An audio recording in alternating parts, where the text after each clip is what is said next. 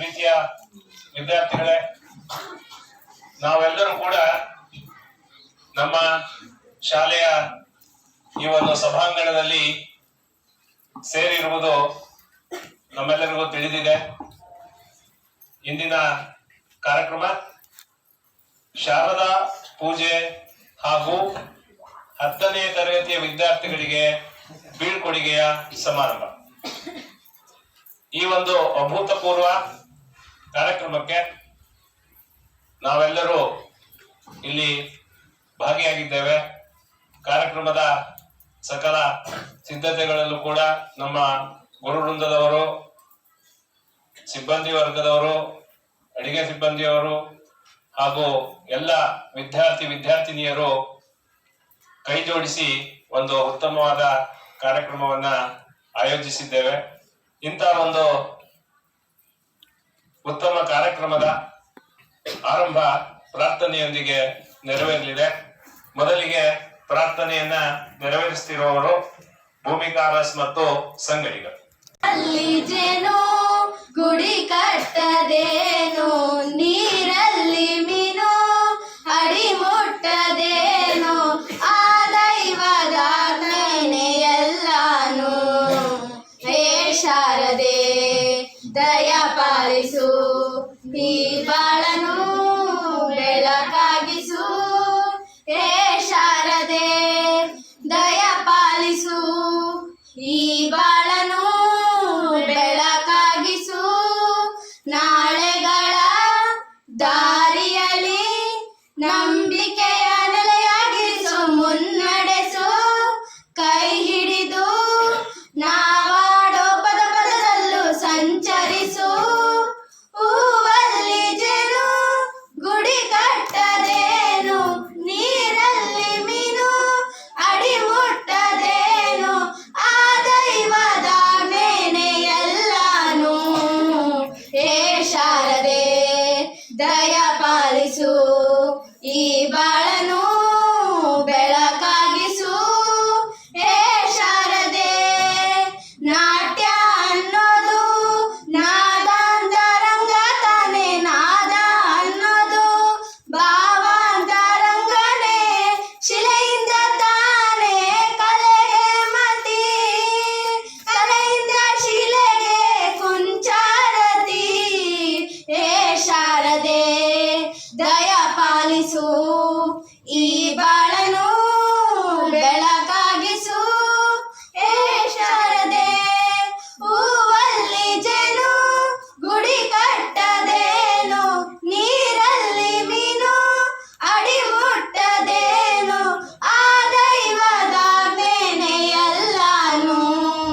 ಹೇ ಶಾರದೆ ದಯ ಪಾಲಿಸು, ಈ ಬಾಳನು ಬೆಳಕಾಗಿಸು.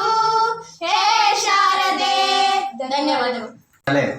ಬೆಳಗುತ್ತಿ ಮಲ್ಲಿಗೆನಹಳ್ಳಿಯಲ್ಲಿ ಈ ದಿವಸ ಶಾರದಾ ಪೂಜೆ ಹಾಗೂ 10ನೇ ತರಗತಿ ವಿದ್ಯಾರ್ಥಿಗಳಿಗೆ ಬೀಳ್ಕೊಡುಗೆ ಸಮಾರಂಭವನ್ನು ಹಮ್ಮಿಕೊಂಡಿದ್ದೇವೆ. ಈ ಕಾರ್ಯಕ್ರಮದ ಅಧ್ಯಕ್ಷತೆಯನ್ನು ನಮ್ಮ ಶಾಲೆಯ SDMC ಅಧ್ಯಕ್ಷರಾದಂಥ ಶ್ರೀಯುತ ಪರಮೇಶಪ್ಪ ಸರ್ ಇವರು ವಹಿಸಿಕೊಂಡು ಯಶಸ್ವಿಯಾಗಿ ಈ ಕಾರ್ಯಕ್ರಮವನ್ನು ನೆರವೇರಿಸಲಿದ್ದಾರೆ. ಅವರಿಗೆ ಈ ಕಾರ್ಯಕ್ರಮದ ಪರವಾಗಿ ನಿಮ್ಮೆಲ್ಲರ ಪರವಾಗಿ ತುಂಬು ಹೃದಯದ ಸ್ವಾಗತವನ್ನು ಬಯಸ್ತಾರೆ. ಹಾಗೆ ಈ ಕಾರ್ಯಕ್ರಮದಲ್ಲಿ ನಮ್ಮ ಶಾಲೆಯ ಮುಖ್ಯ ಅತಿಥಿಗಳಾಗಿ ನಮ್ಮ ಶಾಲೆಯ ಮುಖ್ಯೋಪಾಧ್ಯಾಯರು ಕಾರ್ಯಕ್ರಮದಲ್ಲಿ ಭಾಗವಹಿಸಿದ್ದಾರೆ. ಅವರಿಗೂ ಕೂಡ ಕಾರ್ಯಕ್ರಮದ ಪರವಾಗಿ ನಿಮ್ಮೆಲ್ಲರ ಪರವಾಗಿ ತುಂಬು ಹೃದಯದ ಸ್ವಾಗತವನ್ನು ಬಯಸ್ತಾ ಇದ್ದಾರೆ. ಹಾಗೆ ಈ ಕಾರ್ಯಕ್ರಮದಲ್ಲಿ SDMC ಸದಸ್ಯರುಗಳಾದಂಥ ಶ್ರೀಯುತ ಗದ್ಗೇಶಪ್ಪ ಸರ್ ಇವರು ಕೂಡ ಭಾಗವಹಿಸಿದ್ದಾರೆ. ಅವರಿಗೂ ಸಹ ಕಾರ್ಯಕ್ರಮದ ಪರವಾಗಿ ನಿಮ್ಮೆಲ್ಲರ ಪರವಾಗಿ ತುಂಬು ಹೃದಯದ ಸ್ವಾಗತವನ್ನು ಬಯಸ್ತೇವೆ. ಹಾಗೆ ಇನ್ನೋರ್ವ ಸದಸ್ಯರಾದಂಥ ಶ್ರೀಯುತ ರೇವಣ್ ಸಿದ್ದಪ್ಪ ಸರ್ ಇವರು ಕೂಡ ಭಾಗವಹಿಸಿದ್ದಾರೆ. ಅವರಿಗೂ ಕೂಡ ಈ ಕಾರ್ಯಕ್ರಮದ ಪರವಾಗಿ ತುಂಬು ಹೃದಯದ ಸ್ವಾಗತವನ್ನು ಬಯಸ್ತಾ ಇದ್ದೇನೆ. SDMC ಮಹಿಳಾ ಸದಸ್ಯರಾದಂಥ ಶ್ರೀಮತಿ ಶೋಭಾ ಮೇಡಮ್ ಇವರು ಕೂಡ ಈ ಕಾರ್ಯಕ್ರಮದಲ್ಲಿ ಭಾಗವಹಿಸಿದ್ದಾರೆ. ಅವರಿಗೂ ಕೂಡ ನಮ್ಮ ಶಾಲೆಯ ಪರವಾಗಿ ತುಂಬು ಹೃದಯದ ಸ್ವಾಗತವನ್ನು ಬಯಸ್ತಾ ಇದ್ದೇನೆ. ಈ ಕಾರ್ಯಕ್ರಮದಲ್ಲಿ ನಮ್ಮ ಶಾಲೆಯ ಹಿರಿಯ ಶಿಕ್ಷಕರಾದಂಥ ಶ್ರೀಯುತ SSR ಅವರು ಕೂಡ ಭಾಗವಹಿಸಿದ್ದಾರೆ. ಅವರಿಗೂ ಕೂಡ ಕಾರ್ಯಕ್ರಮದ ಪರವಾಗಿ ತುಂಬು ಹೃದಯದ ಸ್ವಾಗತವನ್ನು ಬಯಸ್ತಾ ಇದ್ದೇನೆ. ಹಾಗೆ ಮತ್ತೋರ್ವ ಶಿಕ್ಷಕರಾದಂಥ ಶ್ರೀಯುತ MB ಸರ್ ಇವರು ಕೂಡ ಭಾಗವಹಿಸಿದ್ದಾರೆ. ಅವರಿಗೂ ಕೂಡ ಕಾರ್ಯಕ್ರಮಕ್ಕೆ ತುಂಬು ಹೃದಯದ ಸ್ವಾಗತವನ್ನು ಬಯಸ್ತಾ ಇದ್ದೇನೆ. ಹಾಗೆ GMC ಸರ್ ಕೂಡ ಈ ಕಾರ್ಯಕ್ರಮದಲ್ಲಿ ಭಾಗವಹಿಸಿದ್ದಾರೆ. ಅವರಿಗೂ ಕೂಡ ತುಂಬು ಹೃದಯದ ಸ್ವಾಗತವನ್ನು ಬಯಸ್ತಾ ಇದ್ದೇನೆ. CMA ಸರ್ ಕೂಡ ಈ ಕಾರ್ಯಕ್ರಮದಲ್ಲಿ ಭಾಗವಹಿಸಿದ್ದಾರೆ. ಅವರಿಗೂ ಕೂಡ ತುಂಬು ಹೃದಯದ ಸ್ವಾಗತವನ್ನು ಬಯಸ್ತಾ ಇದ್ದೇನೆ. YKS ಸರ್ ಕೂಡ ಈ ಕಾರ್ಯಕ್ರಮದಲ್ಲಿ ಭಾಗವಹಿಸಿದ್ದಾರೆ. ಅವರಿಗೂ ಕೂಡ ತುಂಬು ಹೃದಯದ ಸ್ವಾಗತವನ್ನು ಬಯಸ್ತಾ ಇದ್ದೇನೆ. ಹಾಗೆ MKK ಮೇಡಮ್ ಇವರು ಕೂಡ ಈ ಕಾರ್ಯಕ್ರಮದಲ್ಲಿ ಭಾಗವಹಿಸಿದ್ದಾರೆ. ಅವರಿಗೂ ಕೂಡ ತುಂಬು ಹೃದಯದ ಸ್ವಾಗತವನ್ನು ಬಯಸ್ತಾ ಇದ್ದೇನೆ. GN ಮೇಡಮ್ ಕೂಡ ಈ ಕಾರ್ಯಕ್ರಮದಲ್ಲಿ ಭಾಗವಹಿಸಿದ್ದಾರೆ. ಅವರಿಗೂ ಕೂಡ ತುಂಬು ಹೃದಯದ ಸ್ವಾಗತವನ್ನು ಬಯಸ್ತಾ ಇದ್ದೇನೆ. HTS ಮೇಡಮ್ ಶ್ರುತಿ ಮೇಡಮ್ ಇವರು ಕೂಡ ಭಾಗವಹಿಸಿದ್ದಾರೆ. ಅವರಿಗೂ ಕೂಡ ಈ ಕಾರ್ಯಕ್ರಮಕ್ಕೆ ತುಂಬು ಹೃದಯದ ಸ್ವಾಗತವನ್ನು ಬಯಸ್ತಾ ಇದ್ದೇನೆ. ನಮ್ಮ ಸುನೀತಾ ಮೇಡಮ್ ಕೂಡ ಈ ಕಾರ್ಯಕ್ರಮದಲ್ಲಿ ಭಾಗವಹಿಸಿದ್ದಾರೆ. ಅವರಿಗೂ ಕೂಡ ಈ ಕಾರ್ಯಕ್ರಮಕ್ಕೆ ತುಂಬು ಹೃದಯದ ಸ್ವಾಗತವನ್ನು ಕೋರ್ತಾ ಇದ್ದೇನೆ. ನೀಲಮ್ಮ ಕೂಡ ಈ ಕಾರ್ಯಕ್ರಮದಲ್ಲಿ ಭಾಗವಹಿಸಿದ್ದಾರೆ. ಅವರಿಗೂ ಕೂಡ ಈ ಕಾರ್ಯಕ್ರಮಕ್ಕೆ ತುಂಬು ಹೃದಯದ ಸ್ವಾಗತವನ್ನು ಬಯಸ್ತಾ ಇದೆ. ಹಾಗೆ ನಮ್ಮ ಉದಯ TV ವರದಿಗಾರರು ಹಾಗೂ ABC ಅರವಿಂದ್ ಅವರು ಕೂಡ ಈ ಕಾರ್ಯಕ್ರಮದಲ್ಲಿ ಭಾಗವಹಿಸಿದ್ದಾರೆ. ಅವರಿಗೂ ಕೂಡ ಈ ಕಾರ್ಯಕ್ರಮದ ಪರವಾಗಿ ನಿಮ್ಮೆಲ್ಲರ ಪರವಾಗಿ ತುಂಬು ಹೃದಯದ ಸ್ವಾಗತವನ್ನು ಬಯಸ್ತಾ ಇದೆ. ಹಾಗೆ ನಮ್ಮ ಅಡಿಗೆ ಸಿಬ್ಬಂದಿ ವರ್ಗದವರು ಕೂಡ ಈ ಕಾರ್ಯಕ್ರಮದಲ್ಲಿ ಭಾಗವಹಿಸಿದ್ದಾರೆ. ಅವರಿಗೂ ಕೂಡ ಈ ಸಮಾರಂಭದ ಪರವಾಗಿ ತುಂಬು ಹೃದಯದ ಸ್ವಾಗತವನ್ನು ಬಯಸ್ತಾ ಇದೆ. ಈ ಕಾರ್ಯಕ್ರಮಕ್ಕೆ ಕೇಂದ್ರ ಬಿಂದುಗಳಾದಂಥ ನನ್ನ ನೆಚ್ಚಿನ ಎಲ್ಲ ವಿದ್ಯಾರ್ಥಿಗಳಿಗೂ ಕೂಡ ಕಾರ್ಯಕ್ರಮಕ್ಕೆ ಸ್ವಾಗತವನ್ನು ಕೋರ್ತಾ, ಪ್ರತ್ಯಕ್ಷವಾಗಿ ಪರೋಕ್ಷವಾಗಿ ಈ ಕಾರ್ಯಕ್ರಮಕ್ಕೆ ಅವರು ವಿದ್ಯಾರ್ಥಿಗಳು ಹಳೆಯ ವಿದ್ಯಾರ್ಥಿಗಳು ಪ್ರತಿಭಾ ಪುರಸ್ಕಾರವನ್ನು ಪಡೆಯಲಿಕ್ಕೆ ಬಂದಿದ್ದಾರೆ. ಅವರಿಗೂ ಕೂಡ ಈ ಕಾರ್ಯಕ್ರಮಕ್ಕೆ ತುಂಬು ಹೃದಯದ ಸ್ವಾಗತವನ್ನು ಬಯಸ್ತಾ ಇದ್ದೇನೆ. ಮತ್ತೊಮ್ಮೆ ಎಲ್ಲರಿಗೂ ಸ್ವಾಗತವನ್ನು ಬಯಸ್ತಾ ಈ ಸ್ವಾಗತ ಕಾರ್ಯಕ್ರಮವನ್ನು ಮುಗಿಸ್ತಾ ಇದ್ದೇನೆ. ಜೈ ಹಿಂದ್, ಜೈ ಕರ್ನಾಟಕ.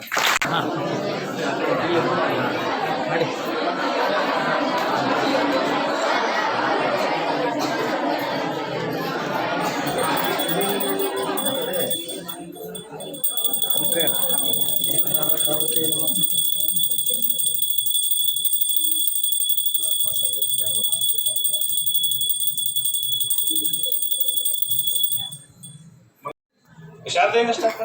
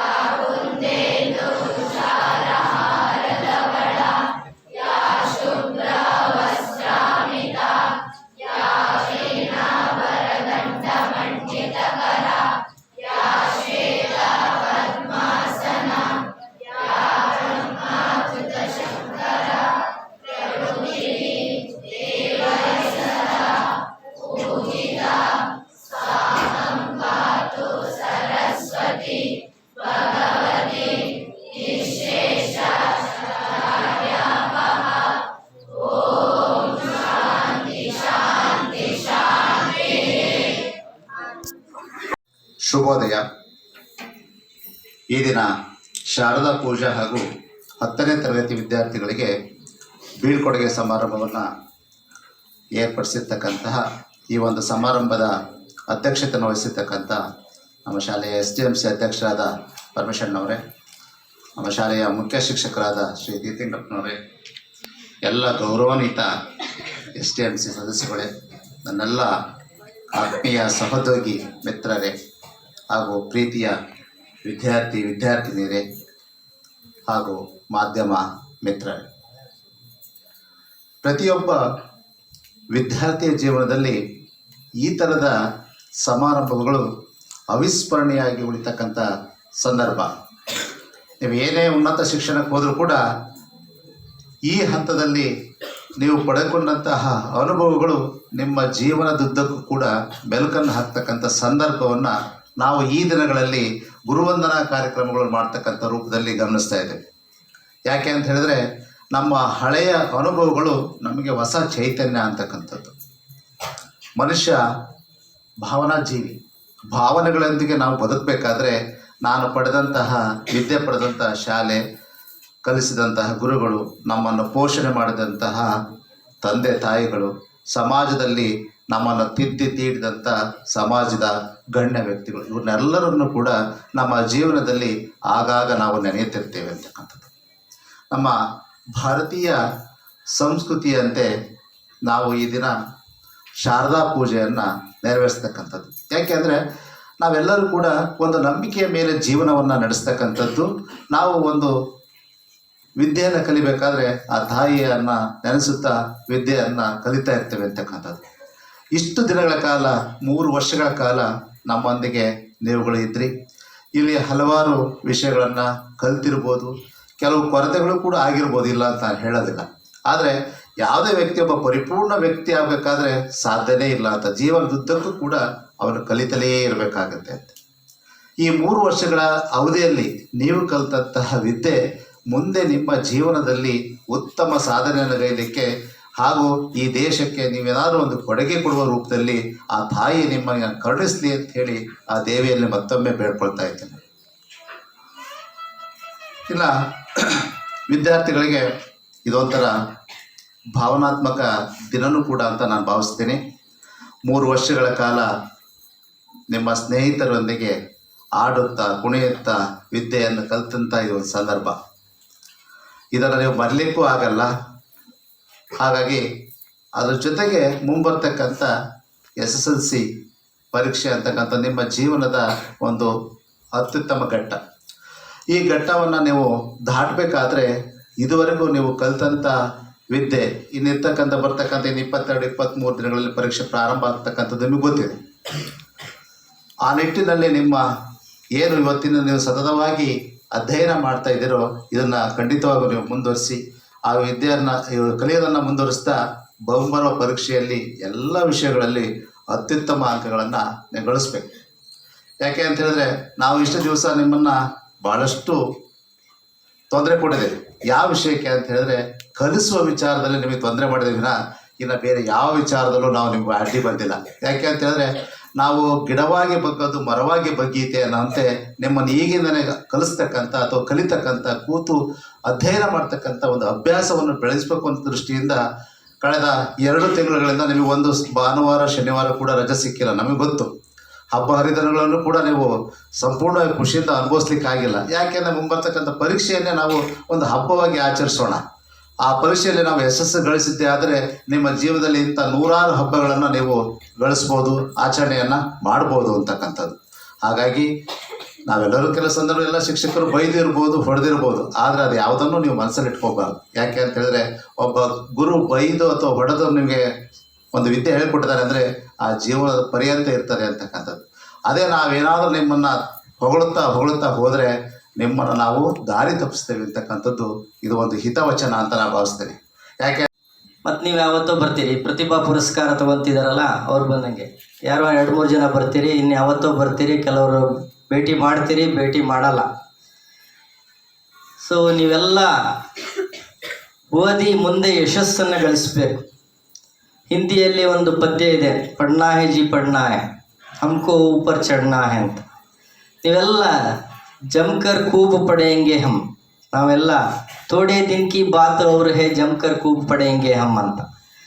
ನಾವು ಕೆಲವೇ ದಿನಗಳು, ಇನ್ನು ಓದೋದು ಎಷ್ಟು ವರ್ಷ ನೀವು? ಒಂದು 5 ವರ್ಷ 6 ವರ್ಷ. SSLC ಮುಗಿದ ಮೇಲೆ ನೀವೊಂದು ಮ್ಯಾಕ್ಸಿಮಮ್ ಒಂದು 8 ವರ್ಷ ಓದ್ಬಿಟ್ರೆ ನೀವು ಲೈಫಲ್ಲಿ ಸೆಟ್ಲ್ ಆಗ್ತೀರಿ. ಅಂದರೆ ಯಾವುದಾದ್ರೂ ಒಂದು ಉದ್ಯೋಗವನ್ನು ಪಡಿತೀರಿ. ಓದ್ದವ್ರೆಲ್ಲರೂ ಉದ್ಯೋಗ ಪಡಿತಾರೆ ಅಂತಲ್ಲ, ಉದ್ಯೋಗ ಪಡೆಯೋಕ್ಕಾಗಿ ಓದೋದಲ್ಲ, ತಿಳ್ಕೊಳೋದಕ್ಕೂ ಓದ್ಬೋದು.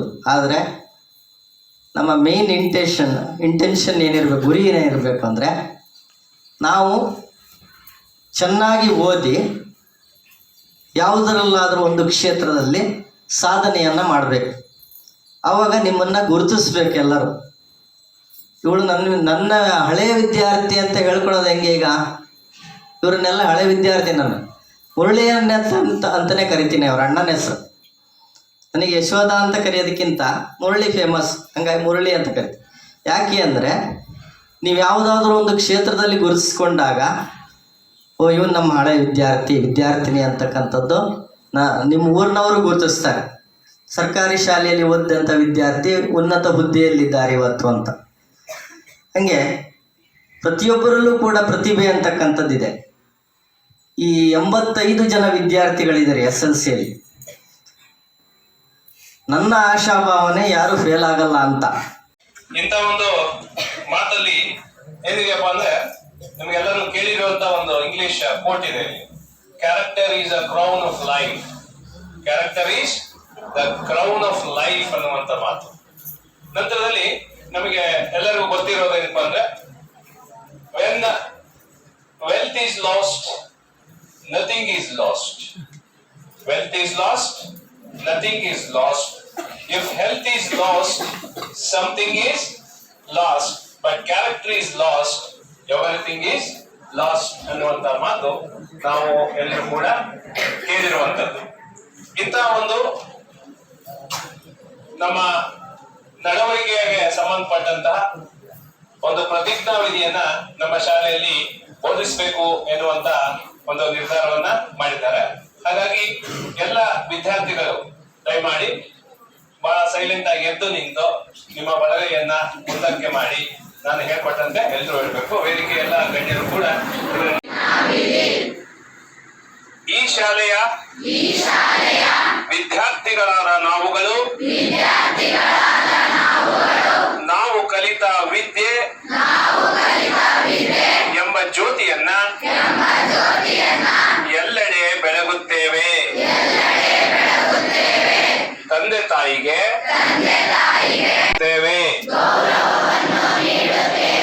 ಕಿರಿಯರಿಗೆ ಪ್ರೀತಿ ವಿಶ್ವಾಸವನ್ನು ತೋರುತ್ತೇವೆ. ಅಸಹಾಯಕರಿಗೆ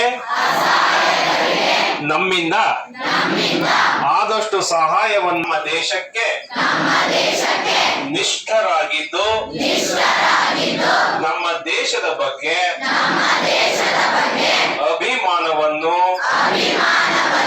ಹೊಂದಿರುವುದಲ್ಲದೆ ಇತರರಲ್ಲಿಯೂ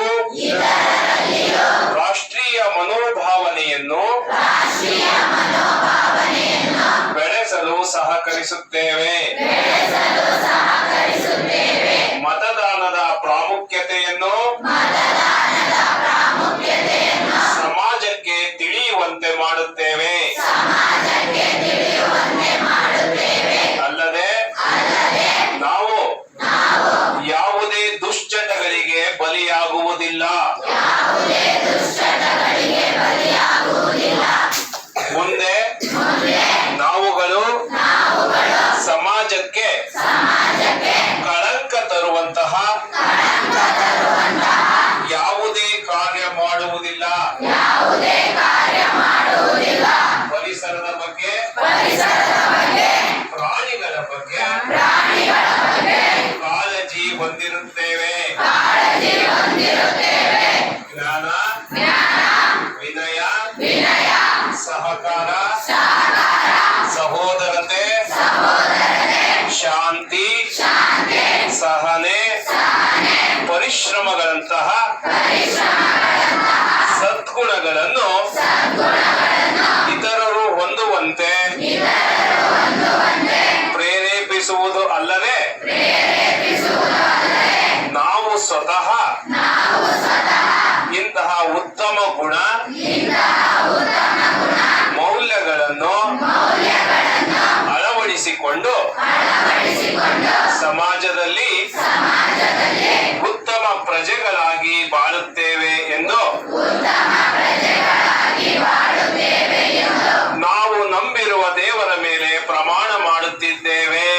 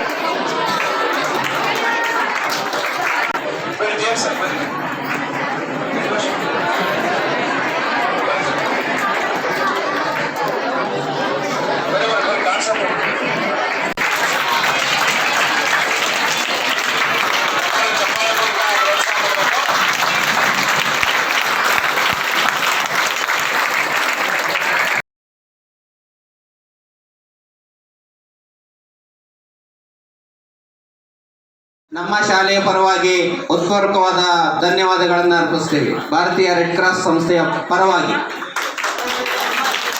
ಚಪ್ಪಾಳೆಯ ಮೂಲಕ ವಿದ್ಯಾರ್ಥಿಗಳನ್ನು ಅಭಿನಂದಿಸಬೇಕು.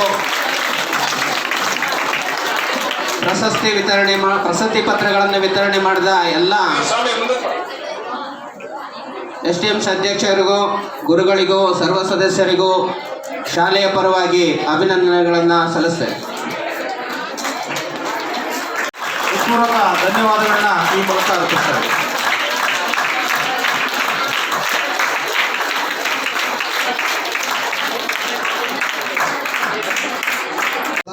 ಸಮಾರಂಭದಲ್ಲಿ ಆಸೀನರಾಗಿರುವ ನಮ್ಮ ಶಾಲಾಭಿವೃದ್ಧಿ ಸಮಿತಿಯ ಸದಸ್ಯರೇ ಹಾಗೂ ಈ ಶಾಲೆಯ ಮುಖ್ಯೋಪಾಧ್ಯಾಯರಾದ ತೀರ್ಥಲಿಂಗಪ್ಪ ಸರ್ ಅವರೇ ಹಾಗೂ ಎಲ್ಲ ಗುರುವೃಂದದವರೇ ಮತ್ತು ವಿದ್ಯಾರ್ಥಿನಿಯರೇ, ಮೊದಲಿಗೆ ಶ್ರೀ ಶಾರದಾಂಬೆ ದೇವಿಯು, ಸರಸ್ವತಿ ದೇವಿಯು ನಿಮ್ಮೆಲ್ಲರಿಗೂ ಸಹ ಮುಂದಿನ ಪರೀಕ್ಷೆಯಲ್ಲಿ ಒಳ್ಳೆಯ ಬುದ್ಧಿ ಮತ್ತು ನೆನಪಿನ ಶಕ್ತಿಯನ್ನು ಕೊಡಲಿ ಅಂತ ದೇವಿಯಲ್ಲಿ ಮೊದಲಿಗೆ ಬೇಡಿಕೊಳ್ತಾ, ಈಗಾಗಲೇ ನಿಮಗೆ ಗುರುವಿನವರು ಮತ್ತು ನಿಮ್ಮ ಸ್ನೇಹಿತೆಯರು ಈಗಾಗಲೇ ನಿಮ್ಮ ಎಲ್ಲ ವಿಚಾರಗಳನ್ನು ಹೇಳಿದ್ದಾರೆ. ಹಾಗಾಗಿ ಹೇಳುವಂಥ ವಿಚಾರಗಳು ಉಳಿದಿಲ್ಲ.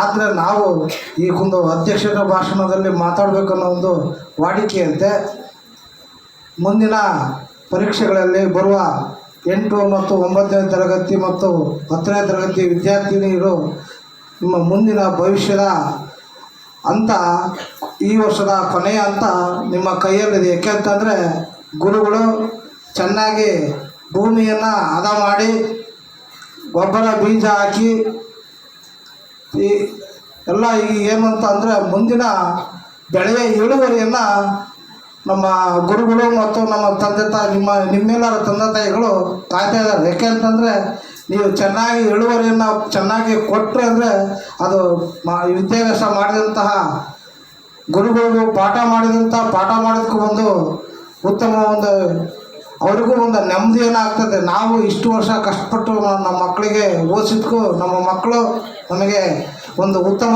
ಫಲಿತಾಂಶ ತಂದುಕೊಟ್ಟು ಅಂತ ಆಗುವಂಥ ಖುಷಿ ಅವ್ರಿಗೆ ಬೇರೆ ಯಾವುದೂ ಇಲ್ಲ. ಅದೇ ರೀತಿಯೇ ನಿಮ್ಮ ತಂದೆ ತಾಯಿಗಳು ಯಾಕಂದ್ರೆ ಹಲವಾರು ಕನಸುಗಳನ್ನು ಇವತ್ತು ಕಾಣ್ತವೆ. ಯಾಕೆಂತಂದರೆ ನಾನು ಒಬ್ಬ ತಂದೆಯಾಗಿ ಹೇಳ್ತಿರೋದಷ್ಟೇ, ನಮ್ಮ ಮಕ್ಕಳು ಚೆನ್ನಾಗಿ ಓದಿ ನಮ್ಮ ಮಕ್ಕಳು ಮುಂದಿನ ಒಂದು ಚೆನ್ನಾಗಿದ್ದರೆ ನಮಗೂ ಒಂದು ಖುಷಿ ಅಂತ. ಯಾಕಂತಂದರೆ ನಮ್ಮ ಮಕ್ಕಳು ಚೆನ್ನಾಗಿ ಓದಿದ್ರಪ್ಪ ಒಳ್ಳೆಯ ಒಂದು ಉತ್ತಮ ಫಲಿತಾಂಶ ತಂದು ಕೊಟ್ಟರು, ಆ ಶಾಲೆಗೆ ಓದಿಸಿದ್ಕೂ ಸಾರ್ಥಕ ಆಯಿತು ಅಂತ ಒಂದು ಇರ್ತದೆ. ಕೆಲವ್ರು ಏನಾರ ಅಂತ ಶಾಲೆ ಸರಿಯಾಗಿ ಮೇಷ ಪಾಠ ಮಾಡಿದ್ರು ಇಲ್ಲ ಹಂಗ ನಮ್ಮ ಮಕ್ಕಳು ಫೇಲಾದವು ಅಂತ ಮಾತು ನಿಮ್ಮ ಮಗಳಲ್ಲಿ ಯಾರಲ್ಲೂ ಸಹ ನಿಮ್ಮ ತಂದೆ ತಾಯಿಗಳಲ್ಲಿ ಆ ಮಾತು ಬರಬಾರ್ದಂತ ನಮ್ಮ ವಿದ್ಯಾರ್ಥಿಗಳಲ್ಲಿ ಮನವಿ ಮಾಡ್ಕೊಳ್ತಾ, ಇನ್ನೂ ಕಾಲಾವಕಾಶ ಇದೆ. ಮನಸ್ಸು ಮಾಡಿದರೆ ಮನಸ್ಸಿಗಿಂತ ದೊಡ್ಡ ಯಾವುದೂ ಇಲ್ಲ. ನೀವು ಮನಸ್ಸನ್ನು ಸದೃಢವಾಗಿ ಪರೀಕ್ಷೆಯಲ್ಲಿ ಪರೀಕ್ಷೆ ಚೆನ್ನಾಗಿ ಬರೆದ್ರೆ, ಚೆನ್ನಾಗಿ ಓದಿದ್ರೆ ನೆನಪಿನ ಶಕ್ತಿಯನ್ನು ಚೆನ್ನಾಗಿ ರೂಢಿಸ್ಕೊಳ್ರಿ. ಯಾಕೆಂತಂದರೆ ಚೆನ್ನಾಗಿ ಓದಿರ್ತಾರೆ. ಈ ಕೆಲವೊಂದು ಪ್ರಿಪೇಟರಿಗಳಲ್ಲಿ ಅಂಕಗಳನ್ನು ನೋಡಿದರೆ, ಯಾಕೆಂತಂದರೆ 1ನೇ ಹಂತ 2ನೇ ಹಂತ 3ನೇ ಹಂತದಲ್ಲೂ ಸಹ ನೀವು ಇಂಪ್ರೂವ್ ಆಗ್ತಾಯಿದ್ದಾರೆ ಅಂತಂದು ಈಗೆಲ್ಲ ಗುರುಗಳೆಲ್ಲ ನಿಮಗೆಲ್ಲ ಹೇಳಿದ್ದಾರೆ. ಅದೇ ರೀತಿಯೇ ಈ 3 ಹಂತ ಆಗಿರೋದು ಯಾವ ಉದ್ದೇಶ ಅಂದರೆ, ಈಗೇನು ನಿಮಗೆ ಅಂತಿಮ ಗಂಟದ ಪರೀಕ್ಷೆಯಲ್ಲಿ ನಿಮಗೆ ಧೈರ್ಯ ಆತ್ಮಸ್ಥೈರ್ಯ ಬರಲಿ ಅಂತಂದು ಇಂಥ ಒಂದು ಪೂರ್ವ ಚಟುವಟಿಕೆ ಪರೀಕ್ಷೆಗಳನ್ನು ಮಾಡ್ತಾ ಇದ್ದಾರೆ.